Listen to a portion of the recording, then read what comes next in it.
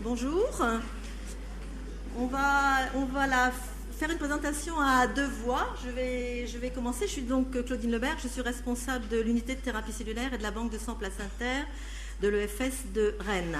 Et Marie-Agnès Guéroux vous parlera ensuite de toute l'organisation pratique de la banque de sang placentaire. Marie-Agnès, c'est le cadre du laboratoire. Alors pourquoi des banques de sang placentaire? Eh bien, tout simplement parce que le sang de cordon contient des cellules souches hématopoïétiques. Cellules souches hématopoïétiques, ça veut dire capable de restaurer l'hématopoïèse, ce qui veut dire que ce sont des cellules qui vont être capables de fabriquer toutes les cellules du sang, les globules rouges, les globules blancs, les plaquettes. Et donc on va pouvoir utiliser ces cellules comme un greffon pour faire une allogreffe. Je vais vous faire un petit rappel sur l'allogreffe parce que vous venez de différents laboratoires et je ne suis pas sûre que ce soit évident pour tout le monde. Avant de parler vraiment du sang de cordon, je vais vous parler un tout petit peu de l'allogreffe. Donc l'allogreffe de cellules souches hématopoïétiques, le principe c'est de remplacer la moelle osseuse malade par un greffon de cellules souches hématopoïétiques saines. Mais pour faire une allogreffe, cela nécessite plusieurs choses. Tout d'abord un donneur, on va en parler tout à l'heure, un donneur qui devra être HLA le plus compatible possible, un nombre suffisant de cellules souches hématopoïétiques par kilo de poids du receveur, ce qui veut dire qu'on n'aura pas le même besoin de nombre de cellules pour un enfant de 20 kilos, que pour un adulte qui fait 90 kilos. Et puis ça nécessite aussi la préparation du patient, ce qui est le conditionnement. Le but du conditionnement, c'est de détruire les cellules malignes du patient, s'il s'agit d'une maladie maligne, de bloquer le système immunitaire du patient pour que la greffe puisse prendre, et puis faire de la place pour le greffon, tout simplement. Le choix du greffon, c'est bien sûr la chose la plus importante. Le donneur, dès qu'il y a une indication d'allogreffe chez un patient, la première chose à laquelle on va s'adresser, c'est la fratrie, les frères et sœurs. Et on ne trouve malheureusement un donneur que dans 30% des cas, parce que vous savez comme moi que les fratries sont de plus en plus petites. Et donc dans 30% des cas à peu près, on trouvera un donneur dans la fratrie. Pas de donneur dans la fratrie, on va s'adresser ensuite au fichier de donneurs volontaires via l'association France Greffe de Moelle qui fait partie de l'Agence de la biomédecine. Et puis, si on ne trouve toujours pas de donneurs dans ce fichier de donneurs volontaires, on s'adressera aux banques de sang placentaire pour trouver un ou deux cordons en fonction de si le patient est un enfant ou un adulte. Le type de greffon, vous voyez qu'il y a 3 types de greffons qui peuvent être utilisés. Le premier type de greffon qui a été utilisé sur le plan historique, c'est la moelle osseuse. Le deuxième peut-être donc est utilisé dans la fratrie, mais aussi si c'est un donneur volontaire. Le deuxième type de greffon, c'est le sang périphérique mobilisé, c'est-à-dire que c'est des prélèvements qui se font par la technique de cytaphérèse. Mobilisé, ça veut dire que le donneur recevra pendant 4-5 jours avant le prélèvement des facteurs de croissance hématopoïétique. Et puis, troisième type de greffon, le sang placentaire. Donc la moelle osseuse et le sang périphérique mobilisé peuvent être utilisés dans la fratrie ou si c'est un donneur volontaire. Alors vous me direz pourquoi on utilise plutôt la moelle osseuse, pourquoi on utilise plutôt le sang périphérique. Ça dépend de la pathologie, de l'âge du receveur, du clinicien greffeur, de l'évolution un peu des greffes. Enfin, c'est pas carré comme ça, puis ça bouge un peu d'une année sur l'autre. Et puis le troisième type de greffon qui est le sang placentaire, parce que c'est un peu l'objet aujourd'hui.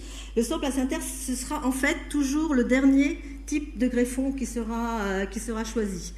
On nous demande toujours de la moelle ou du sang périphérique. Puis si vraiment il n'y a pas de donneur, ce que j'appelle un donneur sur pied, c'est-à-dire un donneur à qui on va prélever ou de la moelle ou du sang périphérique, on ira interroger les banques de sang placentaire, mais c'est toujours un dernier choix, le sang placentaire. Donc là, pour vous dérouler un petit peu l'allogreffe de cellules souches, les patients, vous voyez que l'âge va de quelques mois à 65 ans, voire un petit peu quelques plus d'années. Il y a 20 ans, quand on a commencé à faire des allogreffes, on ne greffait pas les patients au-delà de 50 ans, et puis maintenant, on va largement jusqu'à 65 ans. Bon, c'est pas tout à fait les mêmes pathologies, c'est pas tout à fait les mêmes conditionnements qu'on utilise, mais pour vous dire que ça a beaucoup évolué et pour dire aussi que c'est pour ça que le nombre d'allogreffes augmente beaucoup. Les indications, ce sont des maladies malignes, essentiellement des leucémies aiguës ou non d'ailleurs, mais aussi des maladies non malignes, hein, comme les aplasies médulaires, et aussi les maladies style la drépanocytose ou la thalassémie, pour lesquelles il peut y avoir des indications d'allogreffe. La greffe nécessite, je vous l'ai dit tout à l'heure, l'allogreffe nécessite la préparation du patient, c'est donc le conditionnement, qui se fait 4 à 10 jours avant la greffe, suivant la pathologie, l'âge, et c'est de la chimiothérapie, plus ou moins de la radiothérapie. Le jour de la greffe, le greffon de cellules souches, qu'il soit de la moelle, du sang périphérique ou du sang placentaire, il sera transfusé, c'est une transfusion, hein, par le cathé central du patient. Et puis ensuite, c'est l'aplasie, la période d'aplasie, pendant laquelle le patient ne fabrique plus de cellules sanguines et pendant laquelle il va être transfusé en globules rouges et en plaquettes. Et puis la prise de greffe, au bout en fonction de l'âge, du conditionnement, de la pathologie, c'est 2, 3 semaines, voire 4 semaines. Et puis c'est la prise de greffe. Donc la prise de greffe, ça veut dire que le patient redémarre avec la moelle osseuse du receveur, les cellules de greffon. Voilà pour le petit rappel que je voulais vous faire sur l'allogreffe. Maintenant, un petit peu d'histoire sur les greffes à partir de sang de cordon. La première allogreffe avec des cellules souches du sang de cordon a été faite en France en 1988 à l'hôpital Saint-Louis, et c'était une situation familiale. Le diagnostic était une anémie de Fanconi. Et puis, donc le réseau français de sang placentaire, qui est donc sous l'égide de l'Agence de la biomédecine et dont nous faisons partie, dont toutes les banques de sang placentaire font partie, hein, a été créé en 1999. Et en 2010, j'ai pas les chiffres de 2011, hein, donc à la fin je vous donnerai d'autres chiffres, mais j'ai pas les chiffres de 2011 français. 12% des allogreffes étaient faites avec du sang placentaire, alors que vous verrez, le reste c'est de la moelle et du sang périphérique. Donc, pour vous expliquer un petit peu pourquoi le greffon sang de cordon est choisi en dernier. Alors, il a des avantages, hein, bien sûr, ce greffon, par rapport à la moelle et aux cellules souches périphériques. C'est la facilité du prélèvement. Je vais vous montrer tout à l'heure comment ça se passe, mais c'est sûr que par rapport à un prélèvement de moelle où il y a une hospitalisation, une anesthésie générale, ou un prélèvement de sang périphérique où il y a des injections de facteurs de croissance, une cytaphérèse, voire 2, là, en fait, le cordon, c'est un déchet opératoire. Et puis on le prélève une fois que le bébé est né et que tout va bien, donc on pique le cordon, ça fait mal à personne, et c'est donc il y a vraiment zéro risque. Il y a en plus un gros avantage, c'est que c'est un greffon qui est disponible immédiatement, parce qu'ils sont entièrement, quand ils sont mis à disposition sur le registre de France Greffe de Moelle, ils sont entièrement validés. Ils sont prêts à être utilisés. Au pire, on nous demande un greffon aujourd'hui. Si tout est prêt, il peut partir demain ou la semaine prochaine.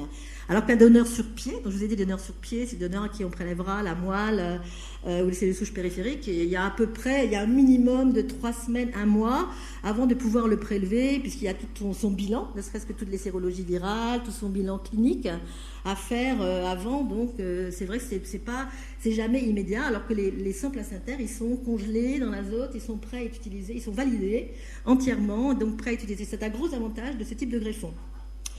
Un autre avantage qui peut être quelquefois un inconvénient, c'est l'immaturité immunologique du greffon, qui fait qu'on aura moins de risques de GVH, c'est graft versus host, c'est la complication la plus fréquente de la greffe de moelle, qui est la réaction du greffon contre l'autre. C'est la réaction inverse du rejet, en fait. En matière de greffe de moelle, il y a très peu de rejet, mais par contre, la complication la plus fréquente, c'est l'inverse, c'est-à-dire ce sont les cellules de greffon qui se rebellent contre l'autre, en fait. Et du fait de l'immaturité de greffon, il y a moins de cette complication-là quand la greffe est faite à partir de ce type de greffon. Il y a aussi un moindre risque de transmission de maladies virales telles que le cytomégalovirus. Alors par contre, les limites, la limite importante de ce type de greffon, c'est le faible nombre de cellules. Je vous ai dit tout à l'heure qu'une des choses importantes, la première chose, trouver le donneur, et après, avoir un nombre suffisant de cellules par kilo de poids. Ce qui veut dire que pour greffer un adulte qui fait 90 kg, on aura du mal avec un sang placentaire, parce qu'il n'y aura pas assez de cellules. Donc c'est pour ça qu'on sera obligé d'utiliser quelquefois 2 greffons pour greffer les adultes, sauf s'ils font vraiment 40 kg, mais au-delà, à partir de 50-60 kg, on est obligé d'utiliser 2 sangs placentaires. Ça ne fait pas très très longtemps qu'on fait des greffes de double sang placentaire, mais chez l'adulte, on ne fait quasi que des greffes de double cordon. Ça veut dire qu'il faut que les 2 cordons soient compatibles avec le receveur et qu'ils soient aussi compatibles entre eux. Donc c'est pas forcément toujours évident, mais c'est la seule solution pour greffer un adulte avec un sang placentaire. Et si on doit le greffer avec un sang placentaire, ça veut dire qu'on n'a pas à côté de donneur de moelle ou de cellules souches périphériques. Alors d'autres inconvénients, c'est l'autre versant en fait de l'immaturité de ce type de greffon, c'est que la reconstitution immunitaire sera très lente, avec donc pour corollaire un risque infectieux post-greffe important, des aplasies qui sont plus longues, beaucoup plus longues qu'avec la moelle et raison de plus les cellules souches périphériques, parce que les cellules souches périphériques, c'est un greffon qui est en général très riche, et les sorties d'aplasie, c'est là où les aplasies sont les plus courtes. Et par contre, avec les greffes de cordon, c'est en général là que les aplasies sont les plus longues. Aplasie, ça veut dire pas de globules blancs, donc ça veut dire risque infectieux, et donc risque grave chez des patients qui peuvent être 30 jours, voire plus en aplasie, un besoin de transfusion de plaquettes important, qui peut aller jusqu'à 40, 50, 60 jours, voire au-delà. Donc c'est vrai que c'est quand même un inconvénient. Le dernier inconvénient, c'est l'impossibilité de réaliser ce qu'on appelle l'immunothérapie post-greffe en cas de rechute. En cas de rechute après une greffe pour une leucémie aiguë, par exemple, ou une leucémie chronique, on peut essayer d'entraîner ce qu'on appelle une réaction antileucémique en réinjectant des lymphocytes du donneur. C'est-à-dire qu'on prélève des lymphocytes au même donneur, au donneur qui a donné sa moelle. On prélève des lymphocytes pour essayer d'entraîner un effet antileucémique chez le receveur. On ne pourra pas bien sûr le faire avec les cordons, parce que là, les cordons, une fois qu'il a été utilisé, on n'a pas de possibilité de se retourner vers le donneur pour aller lui prélever des lymphocytes. Donc voilà les 2 versants du greffon sans placentaire. Donc là, un schéma du fonctionnement d'une banque de sang placentaire. Bien sûr, ça commence à la maternité. Ils ont vraiment un rôle, les maternités ont vraiment un rôle très très important, puisque c'est eux qui vont faire la sélection des donneuses et qui vont faire le prélèvement de sang placentaire. C'est vraiment une activité qui est déportée chez eux. Puis ensuite, donc les sangs placentaires arrivent au laboratoire de thérapie cellulaire, où il va être rentré en production, miniaturisé, congelé. Et puis, il sera d'abord mis en quarantaine, puis ensuite, un certain nombre d'examens vont être faits, de qualifications. Il va être donc validé, inscrit sur le registre national, et puis après, on repart dans l'autre sens, toujours via France Greffe de Moelle pour la cession des sangs placentaires, parce que bien sûr, le but du jeu, c'est pas juste de les stocker pour les stocker, c'est de les céder pour greffe. Donc, l'organisation d'un prélèvement de sang placentaire, la première chose, et qui est très importante et qui demande vraiment beaucoup de travail aux maternités, c'est l'information précise des mamans. Donc l'information, elle peut démarrer, bien sûr, elle doit démarrer avant l'accouchement d'ailleurs, parce qu'elle doit démarrer en 7e mois, 7e, 8e mois, voire avant, si les femmes sont demandeuses, mais l'information démarre avant. Elle est faite par les sages-femmes, par le médecin traitant, le gynécologue, enfin tous les médicaux qui s'occupent qui voient les femmes enceintes. Il y a une information précise à donner, c'est-à-dire qu'il y a des documents qui sont des documents nationaux pour informer les mamans, leur disant comment ça se fait, qu'elles ne sont pas obligées.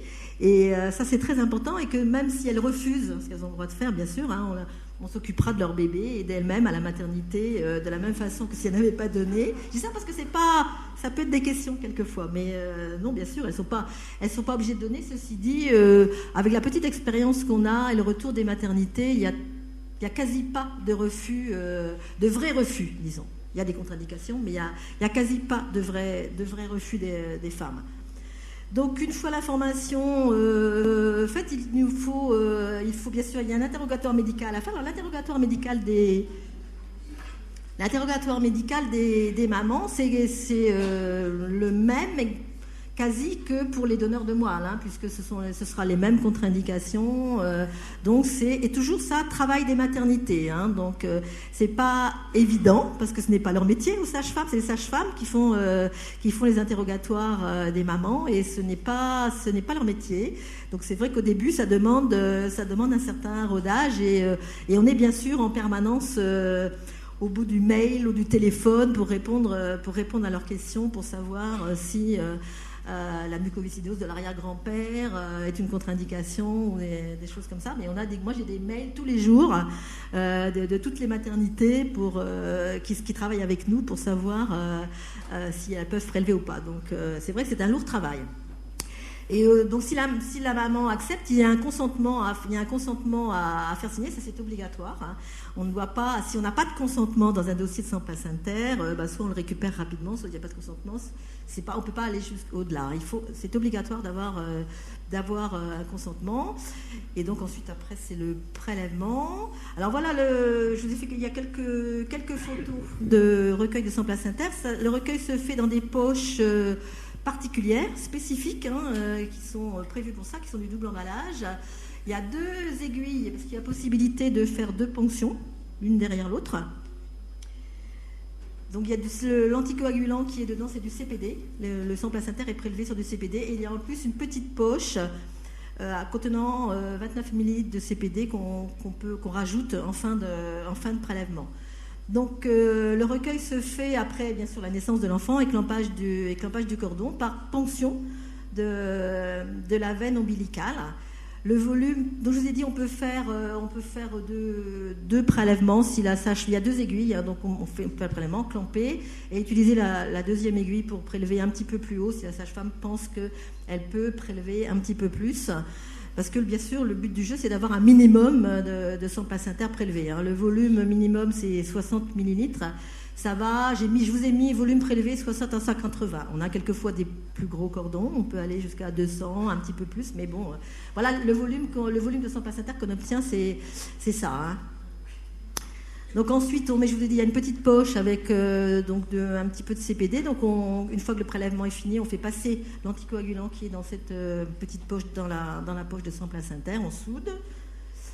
Voilà, donc il faut étiqueter la poche, bien sûr, hein, comme tout, c'est exactement le même principe que pour le don du sang, hein, n'importe quel type de don, et bien sûr une fiche de prélèvement à compléter. C'est pas tout à fait les documents qu'on utilise actuellement, mais enfin c'est l'équivalent. Bien faire attention à l'étiquetage, hein, les sangs placentaires. Vous allez voir après que Marie-Agnès va vous parler de la pratique de tous les jours, mais ça c'est comme pour le don de sang, de plaquettes et autres. L'étiquetage de la poche, les tubes, le document, on doit avoir en même temps le consentement aussi qui doit, je vous l'ai marqué là, doit être signé avant le prélèvement et non pas faire signer le consentement à la maman quand elle est en travail. Parce que je sais pas, non, vous rigolez, mais c'est souvent comme ça que ça fait. On aimerait bien que ça ne se passe pas comme ça, mais voilà. La vraie vie est autrement. Et donc la maternité après nous prépare la poche, les tubes et les documents. Et nous devons avoir tout qui correspond, bien sûr. Et donc voilà, je vous fais un petit résumé. Là, tout arrive chez nous, donc à la banque, hein, cordon, tube maman, documents. Le produit va être préparé, miniaturisé et puis validé. Et puis, je vais passer la parole à Marie-Agnès.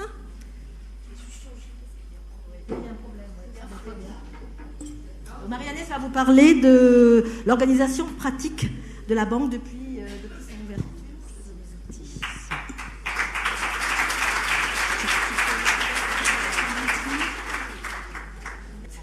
Bonjour. Donc la banque de sang placentaire a ouvert à Rennes le 2 novembre. Ce que je préciserai, c'est que l'équipe au préalable exerçait une activité de banque de tissus. Donc nous étions déjà accoutumés à travailler avec les établissements de santé et à les aider au maximum en matière de réglementation sur l'étiquetage, sur les transports. Nous avons commencé donc avec les 3 maternités rennaises qui sont situées au CHU de Rennes, à l'hôpital Sud. Géographiquement, l'autre maternité est située à la Sagesse, à l'ouest de Rennes, et la dernière en périphérie, à Saint-Grégoire. Nous avons décidé d'organiser le rapatriement des greffons à la banque avec 2 navettes quotidiennes, puisqu'on ne pouvait pas se permettre de faire acheminer les produits au fur et à mesure de leur prélèvement. Donc il y a un transport dédié, avec un transporteur qui transporte donc les sans placentaires conditionnés dans des caissons que l'on a mis à disposition des maternités. On a mis également à disposition des maternités des enceintes de stockage thermostatées. Et la traçabilité de la température de conservation des produits est tracée à partir du moment où les sans placentaires sont déposés par les sages-femmes dans les enceintes de stockage jusqu'à l'arrivée à la banque. Donc à Rennes, une navette qui arrive à la banque à 8h30 et une deuxième navette à 13h30. On a choisi les horaires aussi pour essayer de s'affranchir au maximum des aléas dus à la circulation sur la rocade et pour s'adapter au mieux à l'organisation des différents laboratoires, puisqu'on a plusieurs partenaires, dont le CHU, pour les contrôles qualité des produits. Depuis le 20 février de cette année, nous travaillons maintenant avec la maternité de la Polyclinique de l'Atlantique située à Saint-Herblain. Et là, vu la distance, nous n'avons mis en place qu'un seul rapatriement par jour qui va chercher les produits vers 8h30 à la Polyclinique et les amène à 10h. Au niveau des horaires de passage, on a essayé de satisfaire au mieux aussi l'organisation en fonction des maternités, mais on n'a pas toujours une sage-femme référente en place en fonction au moment du passage du transporteur. Donc à la réception à la banque, le transporteur amène les caissons jusque dans le service, et là ça commence la prise en charge par l'équipe de la banque de sang placentaire. La prise en charge commence par une vérification de chaque poche, donc une ouverture du conteneur, un contrôle de la conformité entre le bordereau de transport, le contenu du conteneur. Ensuite sera lu le traceur de température pour s'assurer que le greffon a été conservé et transporté à la température réglementaire, puisque le sang placentaire est un produit qui peut être conservé entre 4 et 20 degrés. Donc on a quand même une souplesse qui est acceptable, qui est appréciable. Donc le premier critère de vérification, ça va être bien sûr la conformité de l'étiquetage des documents, et le premier facteur d'élimination des produits, parce qu'ils ne rentrent pas tous en production, ça va être le poids de la poche, donc par rapport au sang placentaire prélevé, ce qui représente un volume de sang placentaire prélevé de 60 ml. Donc à peu près 40 à 50% des poches réceptionnées sont éliminées à ce stade, pour un volume insuffisant. Il y a également la présence de caillots qui va écarter de la production quelques pourcentages de sang placentaire. Et pour ceux qui sont conformes, donc le dossier de production va être préparé avec toute une série d'étiquetages pour les différents échantillons qui seront réalisés au fur et à mesure du process. Et le sang placentaire fait ce qu'on appelle son entrée en banque. Et il va y avoir une première prise d'échantillon réalisée par les techniciens sous PSM. Et le premier élément à connaître, ça va être le résultat de la numération, donc en globule blanc, essentiellement nucléé total, sur le produit pour savoir si il remplit le critère d'entrée en production, qui est une richesse de 1,19 globule blanc en chiffre absolu dans la poche. S'il passe ce critère, à ce moment-là, il va rentrer dans le circuit de production, donc qui va être une miniaturisation, une congélation et un stockage. Toutes ces étapes seront réalisées successivement une fois le critère de richesse rempli. Sinon, le sang placentaire ressort de salle blanche et il sera détruit au même titre que les sangs placentaires qui ont été non conformes en volume. Le process de miniaturisation donc, va durer une trentaine de minutes. Au cours de cette manipulation, Il y aura différents échantillons qui seront prélevés, sachant que le critère principal de qualification pour cette première étape, ça sera la richesse en CD34, donc le marqueur en cytométrie de flux de la richesse en cellules souches hématopoïétiques. Et cet échantillon sera envoyé au laboratoire d'hémato du CHU, de même que l'échantillon qui aura été prélevé au préalable en même temps que le tube qui a été prélevé avant miniaturisation à l'EFS pour évaluer également le rendement de la miniaturisation, le rendement en globules blancs. Donc les résultats sur la richesse en CD34 ne sont connus qu'en fin de journée, voire le lendemain matin s'ils sont arrivés trop tardivement. Et à ce moment-là, ils vont permettre de déclarer le produit conforme à cette étape du process ou pas. S'il est conforme, les techniciens vont dispatcher tous les échantillons qui auront été pris aux différentes étapes et sur les différentes fractions du sang placentaire dans les laboratoires, et ce qui permettra d'avoir tous les éléments de qualification. Au moment de l'accouchement, des tubes pour sérologie sanguine auront été prélevés chez la maman, et ces tubes ne seront également dispatchés que si le sang placentaire a été déclaré conforme en CD34. Là, on revient sur la réception. Donc, contrôle de l'intégrité de la poche, l'identification, pesée, traçabilité, la prise d'échantillon. Et là, vous voyez une poche qui a été branchée sur ce qu'on appelle le CEPAX, donc qui est l'automate qui va permettre de miniaturiser chaque sang placentaire. Donc, on part de la poche initiale qui contient donc un volume avec anticoagulant qui peut aller de 100 ml à plus de 200. Et le but de cette manipulation, ça va être d'aboutir à un sang placentaire miniaturisé dans cette petite poche où on aura simplement la fraction d'intérêt leucoplaquettaire qui ne fait que 20 millilitres. Donc la réduction de volume est conséquente. Voilà cet automate. Donc la congélation des USP miniaturisés, ça va permettre bien sûr un stockage à long terme pour une durée illimitée en azote liquide, sous un faible volume, donc pour un moindre coût de stockage, et avec une perte cellulaire, un rendement, une perte de 15 à 20%, donc ce qui reste satisfaisant. Donc là, on voit le CEPAX, on va le détailler un petit peu plus dans une autre diapo, où on va avoir donc ce piston avec le plot. Là, la poche initiale va être branchée ici et le sang placentaire va être filtré avant d'arriver ici. Le plasma du sang placentaire sera refoulé dans cette poche.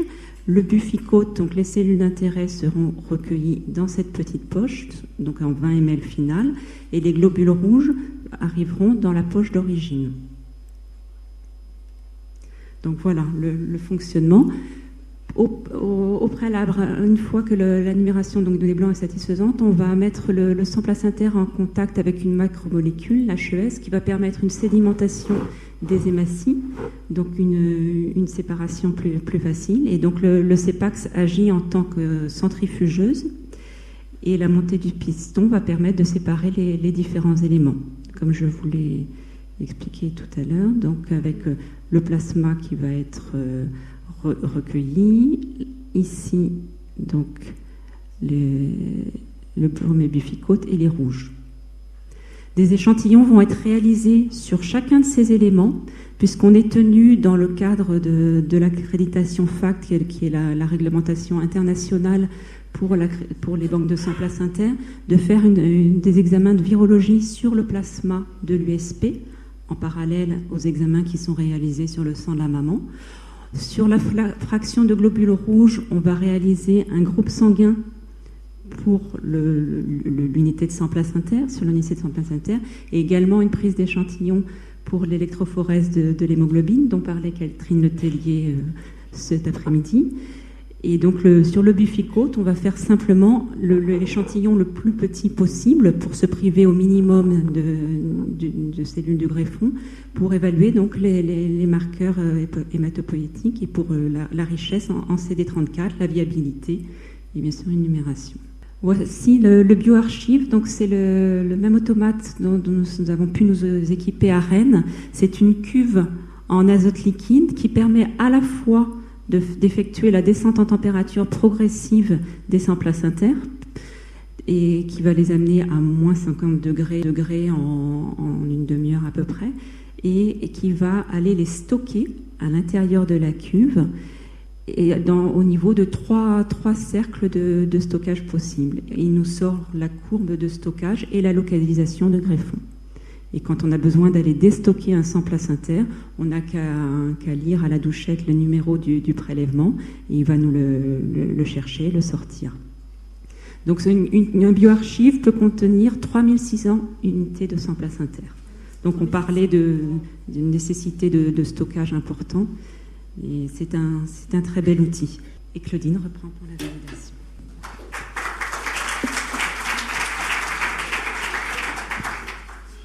Donc voilà, on a mis le cordon d'unité de sang placentaire dans le bioarchive. Vous avez vu que c'est un bel appareil. En fait, les sangs placentaires sont rangés comme des livres, dans des 3 cercles concentriques et comme des livres dans une bibliothèque. Avec la petite étiquette, vous avez vu, c'est tout petit, hein, les sangs placentaires, 20 ml de sang placentaire, 5 ml de cryoprotecteur, donc 25 ml en tout, mis dans une petite cassette métallique que vous avez vue sur la photo. Donc c'est tout petit. Et donc, il y a une étiquette avec le code barre sur la tranche. Et ils sont donc, comme vous a dit Marie-Agnès, quand on a besoin de sortir une unité sans placentaire, on scanne le code barre. Et puis, il y a un périscope, en fait, qui va chercher le sang placentaire et qui nous le ressort. Ça marche. En plus. Donc voilà, le sang placentaire est stocké en quarantaine dans une première étape, bien sûr, puisque les échantillons ne sont partis qu'en fin de manipulation. Ce qu'on ne vous a pas dit, je crois, c'est qu'on a 24 heures pour congeler le cordon entre le moment où il a été prélevé. C'est important parce que c'est pour ça qu'on a mis en place tous ces horaires avec les navettes et tout ça, parce qu'on a quand même une contrainte de temps. Et c'est pour ça aussi que pour la maternité de Saint-Herblain, qui est donc un petit peu loin de nous, on n'a qu'une seule navette parce que c'est vrai, il y aura une période des 24 heures où ils ne pourront pas prélever, justement parce que sinon on est au-delà des 24 heures. Alors on souhaite beaucoup que ce temps augmente. Il devrait augmenter, mais pour le moment la réglementation française, la FSAPS, c'est toujours 24 heures. Donc on essaye de s'y tenir. Donc le cordon est stocké. Maintenant, on va attendre donc la réception de tous les résultats des examens qui ont été envoyés dans les différents laboratoires, avec donc la qualification du cordon, avec, comme vous a dit Marie-Agnès, le nombre de cellules nucléides totales et les CD34 qui sont les cellules souches hématopoïétiques, mais aussi la bactériologie. Ce qui n'est pas noté là, il y a le résultat de l'électrophorèse de l'hémoglobine, parce que nous faisons systématiquement sur tous les sangs placentaires une électrophorèse de l'hémoglobine. Alors ce n'est pas obligatoire pour les stocker, mais par contre c'est obligatoire à la session.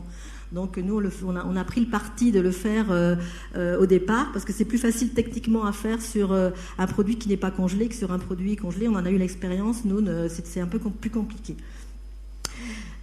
Donc nous avons ensuite les sérologies virales de la maman et du cordon, et le typage HLA du cordon, mais aussi de la maman, puisque en fait les sangs placentaires du côté sérologie virale c'est de la maman. On fait sur le cordon, mais en fait c'est les sérologies virales qu'on transmet tout le temps.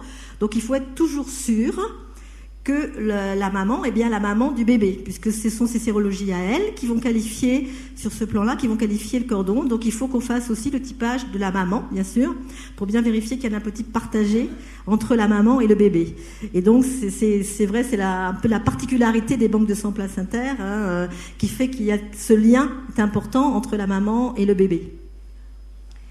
Donc, on a tous les résultats des examens biologiques, et puis il y a bien sûr, il faut que la production soit normale, c'est-à-dire que la miniaturisation se soit faite sans problème, que la courbe de descente en température soit normale, et bien sûr une sélection médicale des mamans correcte.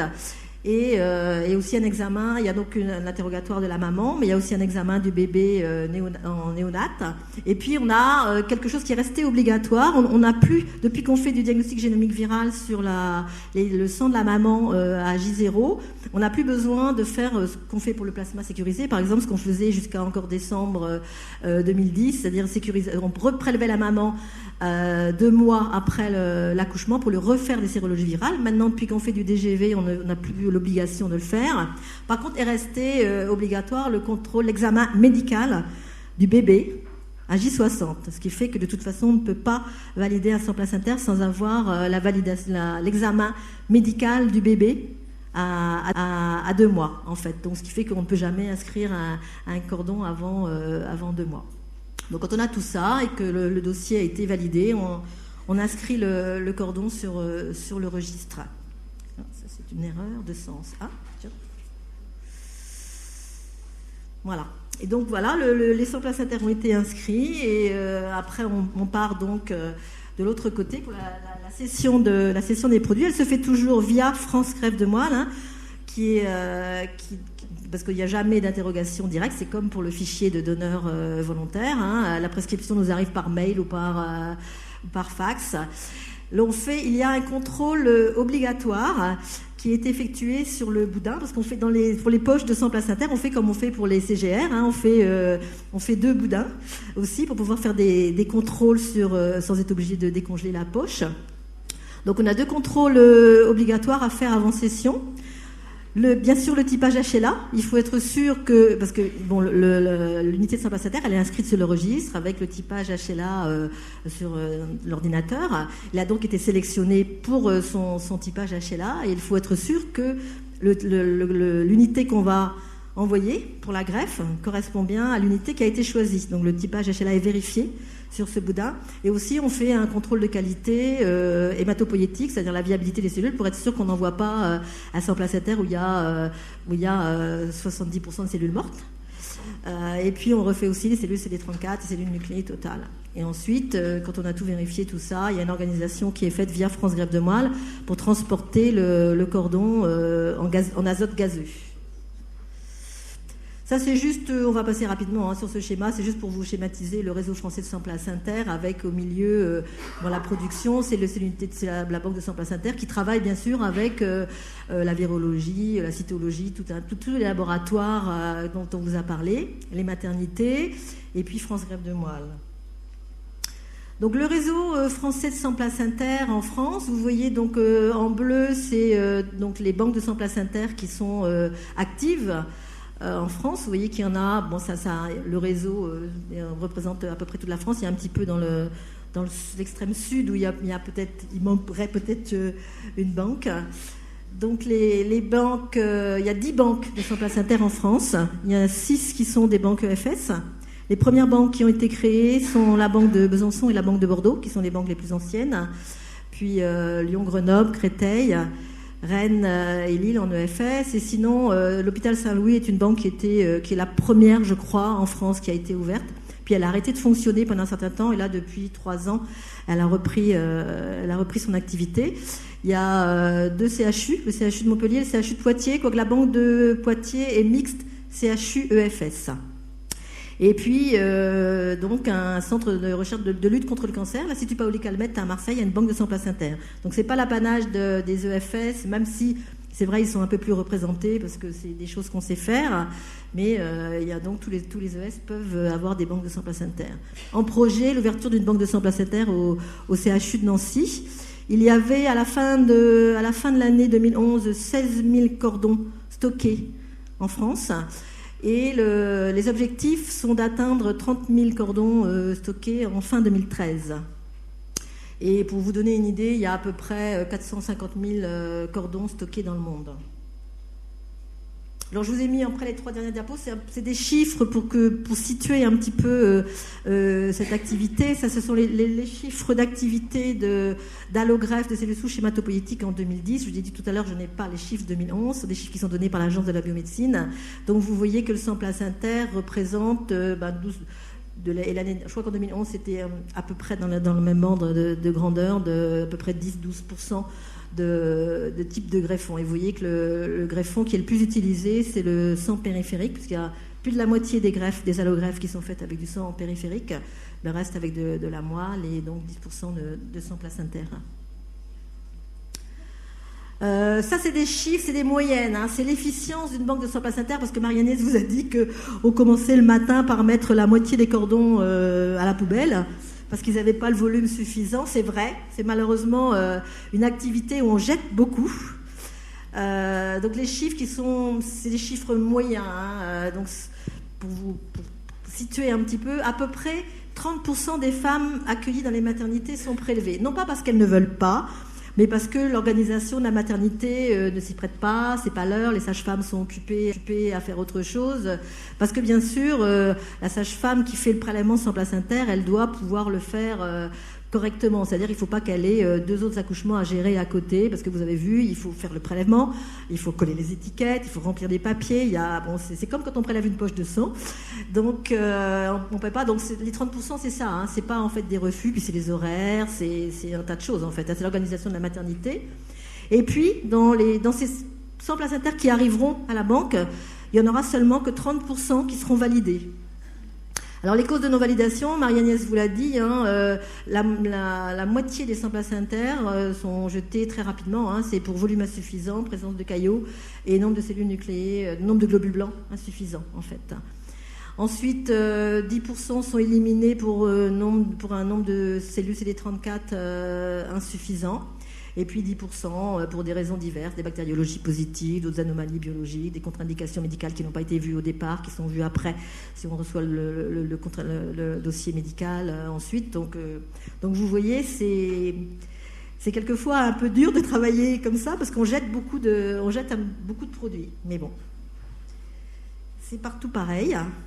Voilà, donc ça pour finir les chiffres de la Banque de sang placentaire de Rennes.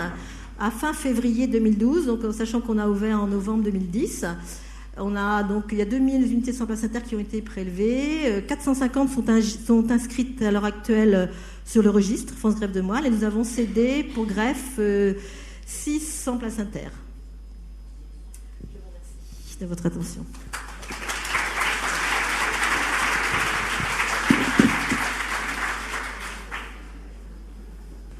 Bon. J'ai une question peut-être bête, mais bon. Une fois les cellules souches passées dans la circulation sanguine, comment elles font ? Elles migrent dans la... Ah oui. Et comment elles font ça ? Il y a un tropisme qui fait qu'elles vont directement coloniser la moelle. D'accord. Ouais. Et elles mettent combien de temps la prise de greffe, je vous ai dit... Physiquement, je pense que ça ne met pas beaucoup de temps, mais pour que une prise de greffe d'aplasie, il y a un minimum de 15 jours quand même pour qu'on puisse voir les cellules, qu'on voit la sortie d'aplasie, les premiers globules blancs apparaître dans la circulation du receveur. Mais oui, ces cellules souches hématopoïétiques, elles ont un tropisme. La nature humaine est bien faite. Elles ont un tropisme qui fait qu'elles vont via la circulation et les micro-vaisseaux, et elles finissent par aller coloniser la moelle. Ouais. Vous nous avez parlé de double cordon pour les adultes. Est-ce qu'il serait envisageable de cultiver ces cellules souches ? Oui, il est envisagé de cultiver ces cellules souches. Il y a des équipes qui travaillent dessus. Il y a l'équipe de Bordeaux, la Banque de sang placentaire de Bordeaux, qui a même déjà fait des greffes avec des cellules souches de cordon qui ont été cultivées pour les amplifier. Oui, bien sûr, ça se fait. Ça se fait bien, mais c'est une technique lourde de laboratoire. L'amplification, ça veut dire garder les cellules dans des poches. Mais ça se fait, et il y a des patients à Bordeaux ont été greffés avec ce qui permettrait évidemment d'avoir qu'un seul cordon, petit, mais si on cultive les cellules, on les amplifie, on pourrait utiliser qu'un seul greffon. Ouais. Bon, puis j'avais une question aussi par rapport, c'est du travail qu'on donne en plus aux sages-femmes. Oui, tout à fait. Est-ce qu'il sera envisageable qu'il y ait un préleveur de l'EFS qui aille faire ces interrogatoires et ces prélèvements ? Ça n'est pas envisagé dans l'immédiat, mais par contre, on rémunère les établissements, les maternités, parce que bien sûr, on ne leur demande pas de faire tout ce travail, parce que c'est très lourd. Donc elles sont rémunérées à hauteur de 83 € par cordon prélevé. Mais ce n'est pas le préleveur qui est rémunéré, entendons-nous bien, parce que c'est un don bénévole. C'est la même chose que pour les dons de sang, anonyme, bénévole, gratuit. Mais par contre, c'est l'établissement qui est rémunéré à hauteur de... C'est un prix national, toutes les banques de sang placentaire fonctionnent comme ça. C'est 83 € par cordon prélevé. C'est pour ça que même les maternités doivent nous envoyer tous les 100 cordons qu'ils ont prélevés, même si elles voient bien, les sages-femmes, que le volume n'est pas suffisant, parce que il faut que, déjà pour les statistiques, il faut qu'on le sache, et puis pour leur rémunération, parce que bien sûr, parce que c'est vrai que ça demande, c'est vraiment beaucoup de travail. Les premières fois où on va dans une maternité pour leur annoncer, pour commencer à travailler avec eux, c'est pas toujours oui, on y va tout de suite, hein. Mais ça se passe bien quand même. Je pense que c'est vraiment, c'est un plus pour les maternités. Et puis les sages-femmes ont vraiment bien pris ça c'est vraiment. Si ça se passe vraiment, ça se passe bien. Enfin, du moins nous le retour d'expérience qu'on a pour le moment, qui est petit, mais vraiment ça se passe bien auprès des sages-femmes et des médecins d'ailleurs, hein.